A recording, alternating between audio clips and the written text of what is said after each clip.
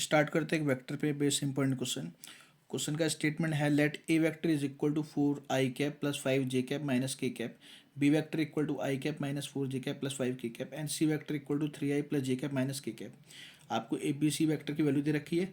उसके बाद बोला है find A vector D vector, एक डी वेक्टर आपको फाइंड करना है which is perpendicular to both A vector and B vector, जो कि दोनों के परपेंडिकुलर है, and satisfying D vector dot C vector is equal to 21। ठीक है, आपको एक डी वेक्टर फाइंड करना है जो इन दोनों के परपेंडिकुलर और इस कंडीशन को सेटिस्फाई कर रहा है। ठीक है, तो देखो इसे स्टार्ट करते हैं।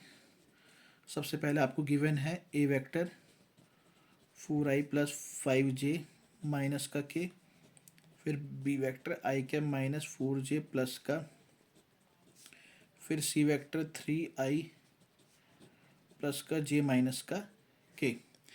ठीक है, अब आपको एक वेक्टर फाइंड करना है डी वेक्टर। भाई देखो डी वेक्टर जो है वो परपेंडिकुलर है both A vector and B vector के, दोनों के परपेंडिकुलर है। ठीक है, तो देखो जो डी वेक्टर है ना वो इस तरीके से हो सकता है, जैसे मान लो ये ए वेक्टर है और ये बी वेक्टर है। ठीक है, इन दोनों के परपेंडिकुलर जो यहाँ पे वेक्टर बनता है वो आपको पता है वो होता है ए क्रॉस बी।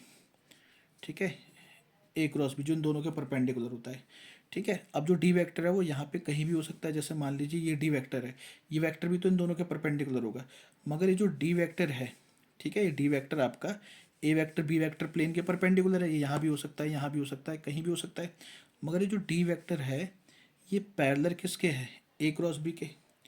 ठीक है, पैरेलल ए क्रॉस बी के है, और पैरेलल की कंडीशन आपको पता होगी कि अगर ए वेक्टर पैरेलल होगा बी वेक्टर के तो A vector is equal to lambda times B vector होता है। इसका मतलब जो डी वेक्टर है वो लैम्डा टाइम्स किसके होगा, ए क्रॉस बी के। तो हम लेट करेंगे d vector is equal to lambda times a cross b के। ठीक है ना, बस ये मेन इसके अंदर समझने वाली चीज़ थी। इसका आगे तो सब सिंपल है। देखो अब d vector is equal to lambda times a cross b find करते हैं। यहाँ पे i cap j cap k cap, a vector 4 5 -1,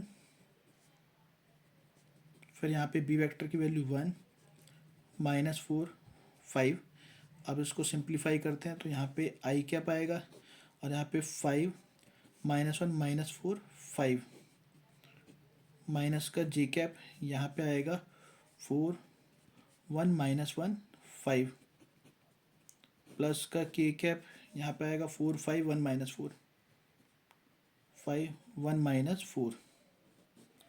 ठीक है जी, डी वेक्टर। अब d vector is equal to lambda times i cap, यह आ गया आपके पास 25 माइनस का 4 माइनस जी कैप, यह आ गया 20 प्लस का 1 प्लस का के कैप, यह आ गया -16 -5।